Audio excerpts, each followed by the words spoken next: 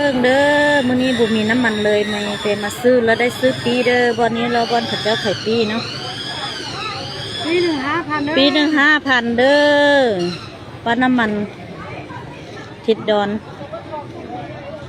ปีละ5,000น้ำมันถ้าผู้น้ำมันไต ถ้าว่าผู้ใดบ่ซื้อปีแล้วบ่ได้น้ำมันเด้อต้องซื้อปีแล้วจึงได้น้ำมันเนาะ รู้มาท้าหมด นามอนวางเลี้ยงแต่ละขายปีซื้อน้ำมันละเด้อปีหนึ่ง5,000นี่คือวิธีจัดการอันซ่านสลัดของรัฐบาลลาว มาถึงจุดที่ว่าต้องขายปี้5,000กีบถึงจะซื้อน้ำมันได้ทุกคน มันบ่มีประเทศใดเฮ็ดได้ทุกคนมีแต่ประเทศลาวเห็นที่ประเทศลาวประเทศเดียวเรื่องแบบนี้ คนลาวนํกันก็เอาเปรียบกันเอาเปรียบกันเข้าไปกดขี้คุดหีดกันเข้าไปเนาะ